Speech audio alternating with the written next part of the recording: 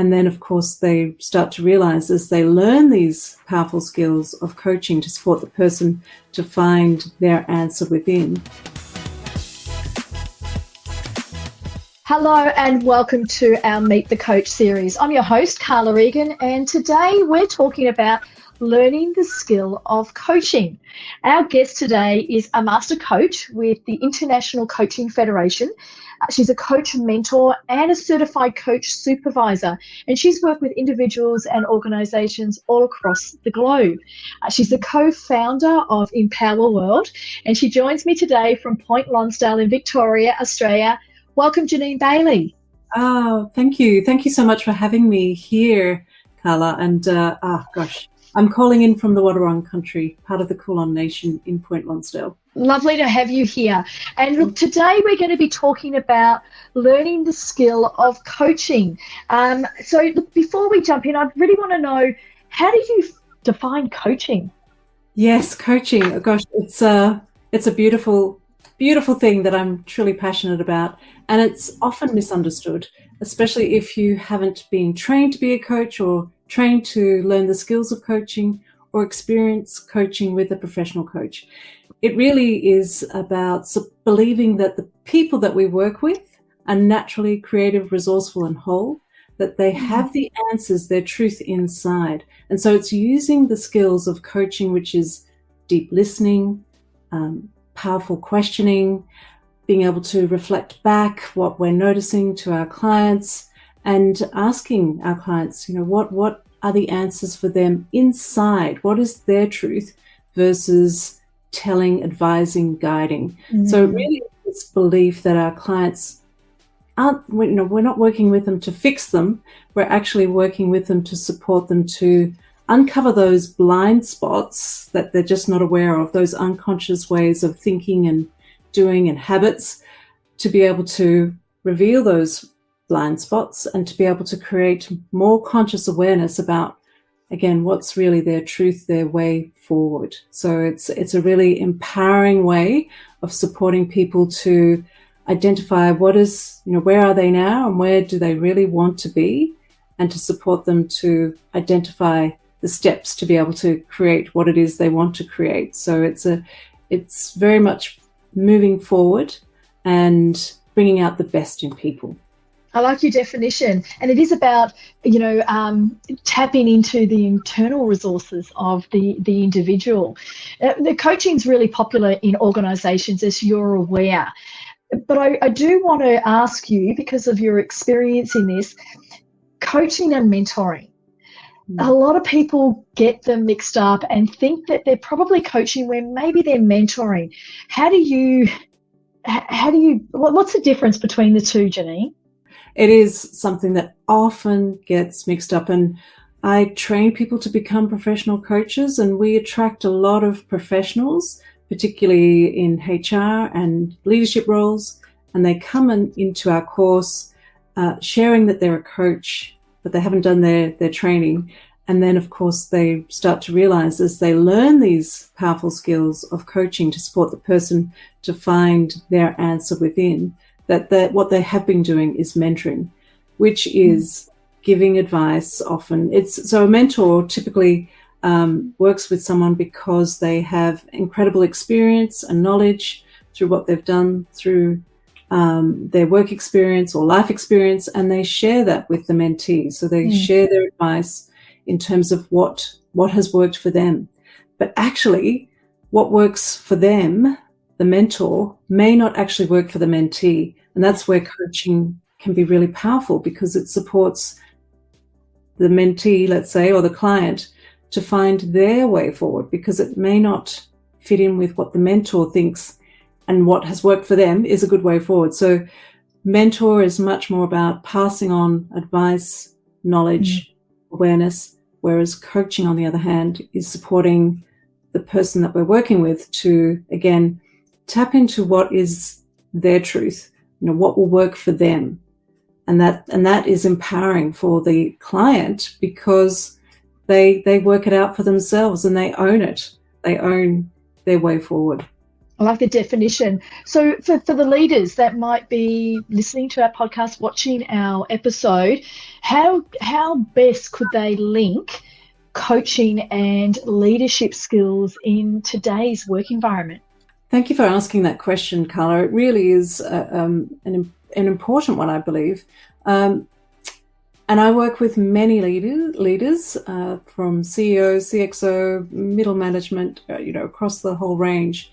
And often their challenges are very much related to the relationships with their people, supports them to build those skills with the people that they are leading. It allows them to be able to create safe places, to have challenging, vulnerable conversations, because they will learn how to set up a psychologically safe place through those coaching skills of, again, deep listening, asking questions to support people to work out, how do we come together? How do we build relationships? What's important?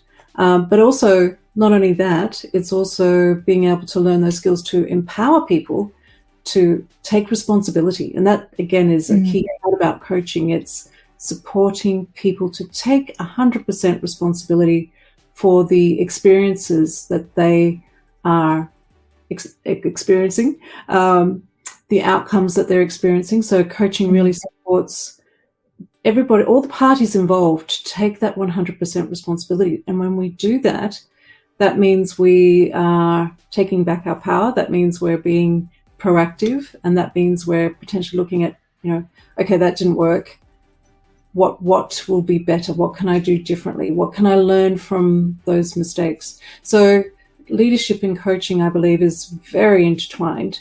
And we, again, get many leaders that come into our course because they want to learn how to be able to empower their people in a way that feels good for them, but also feels good for the people they work with, versus telling people what to do. It's and potentially all the frustration that goes with telling people what to do, and potentially people not doing as the leader wants.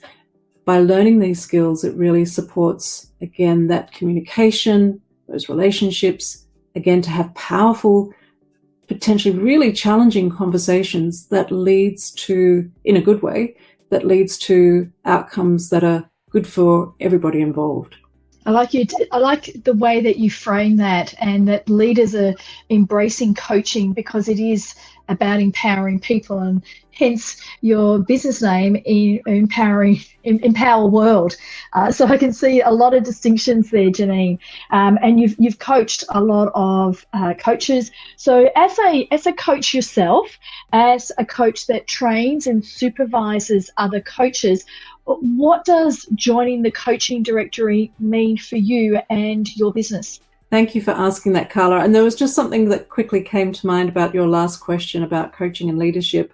And one of the things I learned many years ago was that leadership is influence, being able to influence. And again, those coaching skills supports those relationships, those building strong relationships so that the leader is able to influence. And of course, we really support people to do that in an ecological way that's good for them, good for the people that they lead.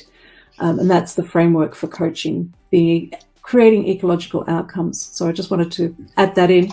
But in terms of the what it means to be part of the coaching directory, well, I'm so pleased to be part of this and to have met you, Carla. It's a place where I can, bring in the not only coaching but coach mentoring and coaching supervision, which is something. It's part of the core competencies, the ICF core competencies number 2 specifically, in terms of supporting ourselves as coaches to have a reflective practice, to continually keep learning from our experiences. And supervision supports that competency too, to enable us as coaches to identify our blind spots so that we can, again, make different decisions about how we're being, how we're showing up. And I believe that coaches working in organizations with leaders should really be supervised, because there is so much complexity in those situations There's many different stakeholders involved, many people involved. So getting supervised, which is really a partnership between a coach and a supervisor. So mentoring is sort of, this is the expert, and this is the coach, maybe, in terms of the skill development. But supervision is like this. It's a partnership where you're working together to support, like coaching a little bit, to identify those blind spots. But coaching supervision is different from coaching. It's an amazing experience. Well, we're delighted to have you on the coaching directory, Jeanine, and thank you. This brings us to the end of our Meet the Coach interview. A really big thank you, Jeanine, for sharing your perspective as a coach, but also someone that's in the coaching industry, in qualifying other coaches, training other coaches, and supervising them. Oh, thank you, Carla. It's been an absolute pleasure. I really appreciate everything that you're doing by creating this network. It's been a beautiful, powerful place to meet like-minded people, and I wish you all the best as it continues to grow and flourish. Thank you. Thank you so much. And thank you to our listeners for joining us and following our Meet the Coach series. If you want to learn more about this episode and this topic, or perhaps you might be interested in exploring coaching as a career pathway, you can connect to Jeanine on the coaching directory. If you enjoy our show, please rate and review us, and be sure to catch us on the next episode. This is Carla Egan from the coaching directory, where we connect you to your ideal coach.